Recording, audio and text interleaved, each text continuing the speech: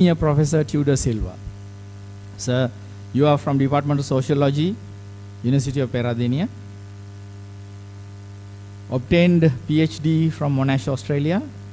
Adjunct Professor, Department of Global Health and Epidemiology, Hokkaido University of Graduate School of Medicine from Japan.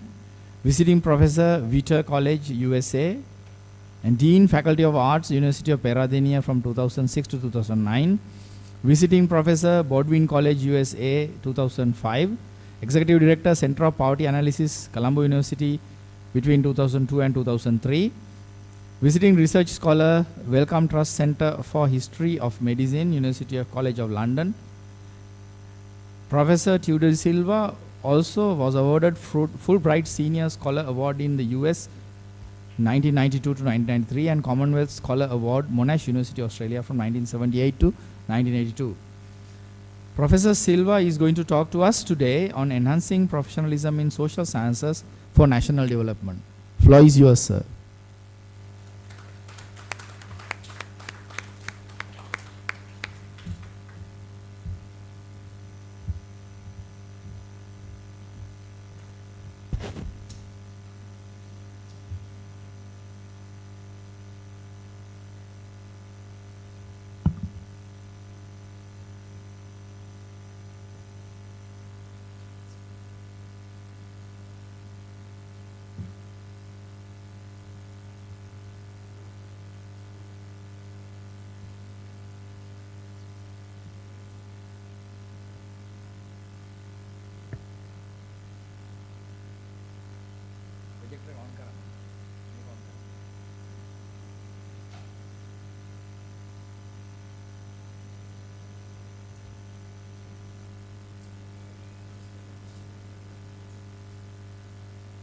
While setting up my PowerPoint presentation, I'd like to thank the organizers of this conference for inviting me to make this presentation. As the chair already mentioned, I'll be talking about the need for professionalism in social sciences from the angle of national development.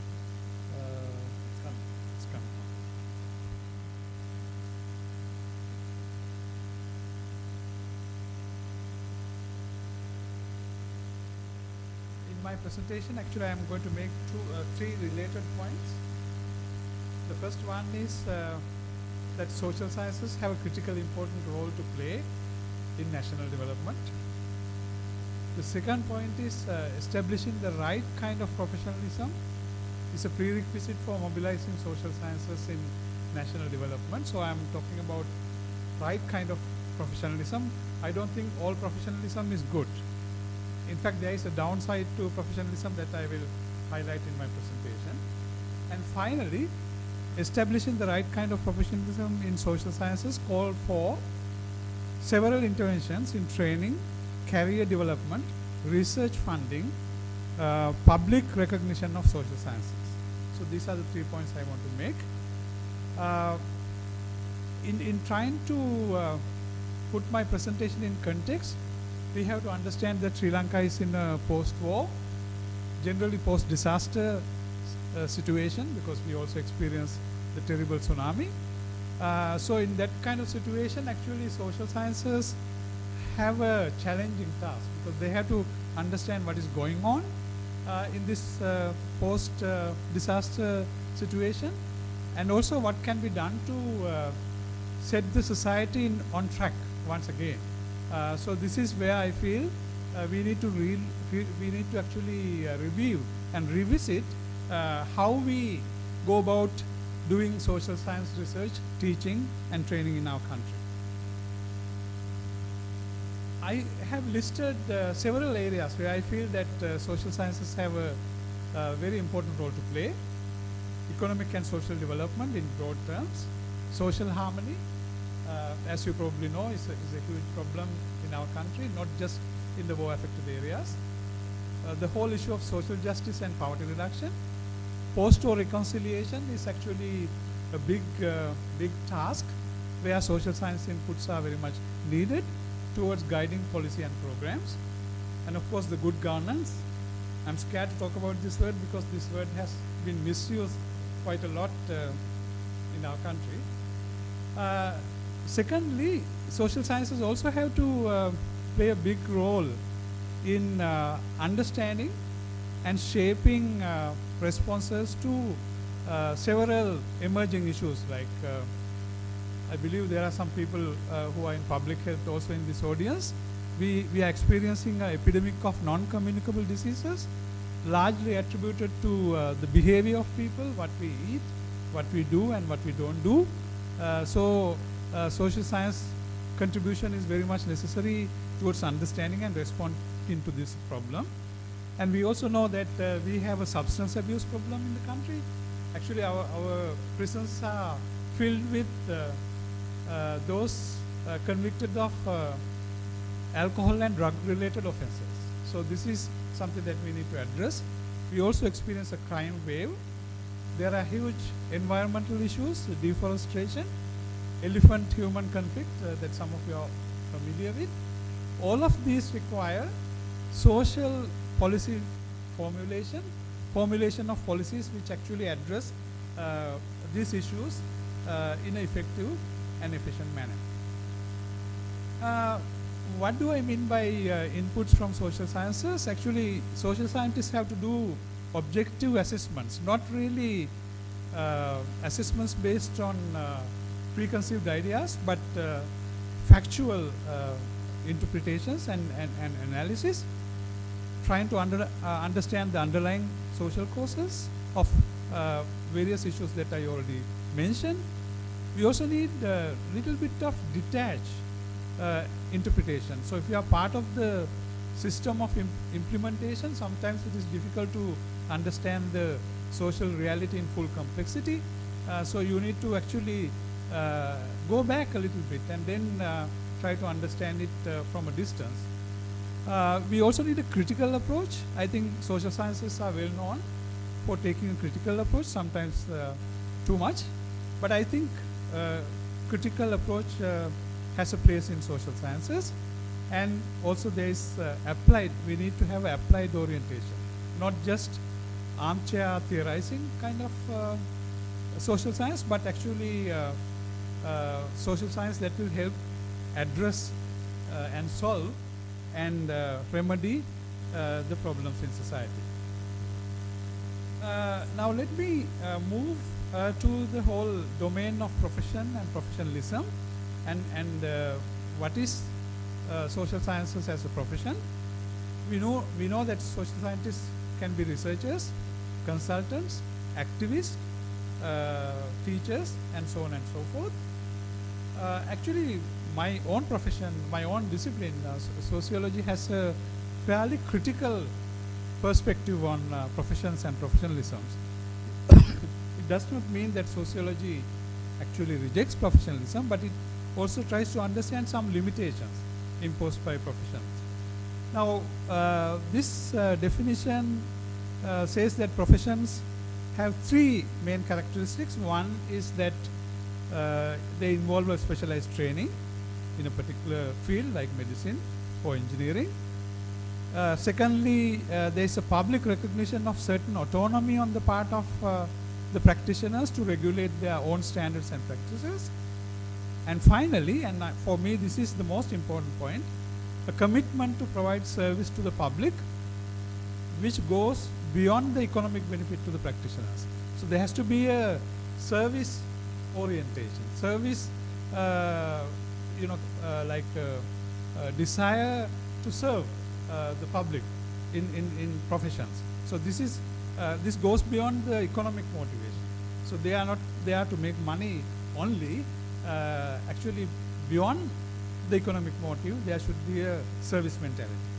And professionalization relates to that. Actually, now according to this definition, is a process by which trade or occupations transforms itself into two professions of highest integrity and competence. So it talks about basically qualifications. In this slide, actually I list what I see as good aspects of professionalism and what I also see as a downside on the right hand column. All these well-known figures in our discipline, Durkheim, Tony, Marshall, and Talcott Parsons, they have all highlighted the fact that there is a moral foundation to a profession. You know that, like for instance, Marshall says altruism or service orientation as the key aspect of professionalism. So it's not just, you know, it's rule bound, like was mentioned by my colleague earlier. There is also something that goes beyond rules, commitment, you know, like involved, and service mentality. Professionalism is bad when it creates closure. Like for instance, a certain profession comes along and say, you know, only we can provide this service. Like I know some professions said, okay, now we have defined the entry criteria, and nobody can change it. So they basically want to monopolize the profession, and I don't think that is a good thing. Sometimes the professional jargon creates a barrier between the practitioners and the public. The language you use, as was also mentioned by the previous speaker, can put off the public. And also it can create distance between professionals and the public. And also from my experience in our country, social sciences can often become an appendage of technical fields like medicine and engineering without actually realizing their full potential. I think that is something that that will be really bad.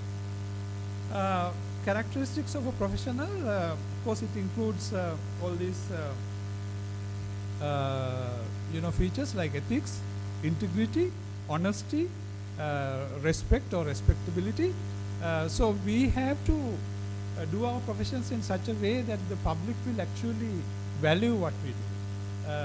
Actually, when we look around, when we speak to the public, we know how much hate they have about our professions in our country.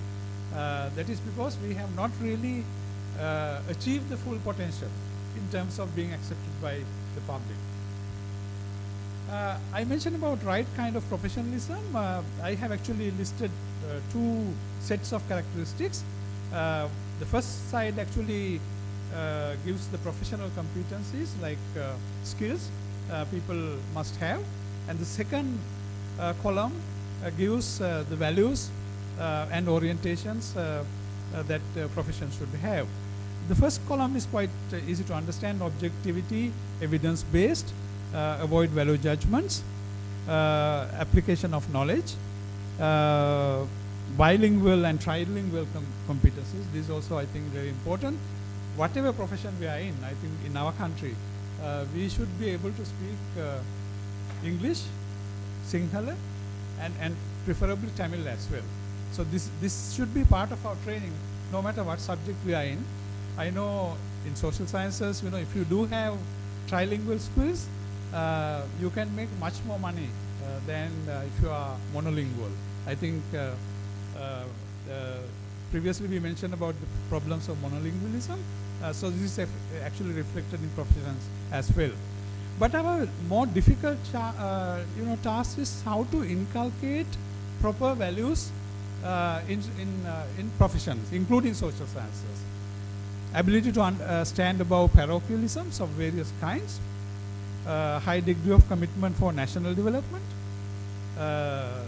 altruism or altruistic orientation, concern for the underprivileged. I think this is very, very important.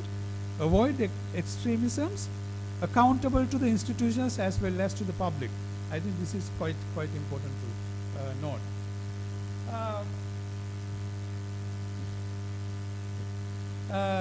This is actually a quote from the famous Irish writer C.S. Lewis. He said that education without values, as useful as it is, seems rather to make man a more clever devil. We have a lot of clever devils among us. So they know everything. Actually, they know more how to get maximum benefits to them, but they will say whatever, they will justify whatever negligence, whatever they don't deliver by saying that this is what we are supposed to do.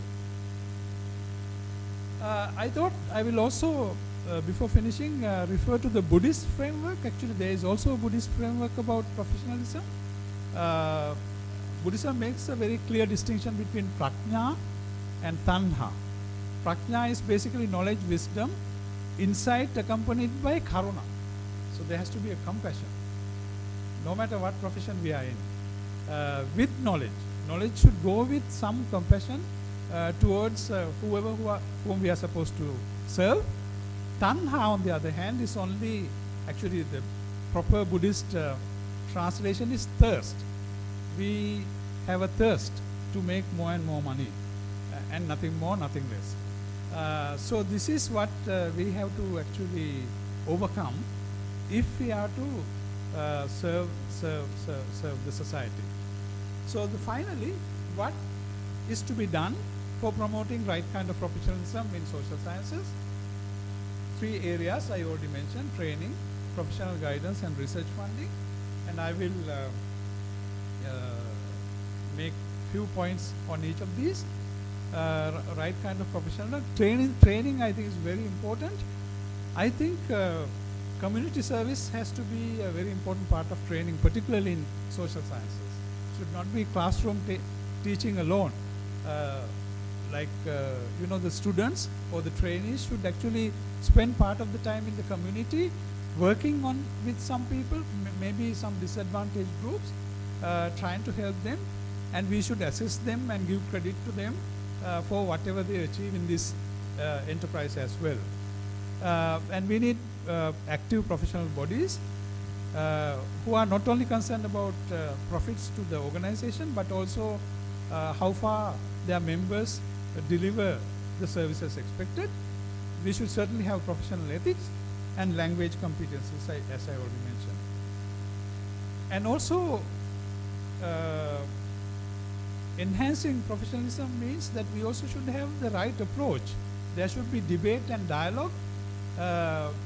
We should try to become public intellectuals. This is a term that is widely used in social sciences nowadays to refer to intellectuals who actually understand their role as public, not just professionals.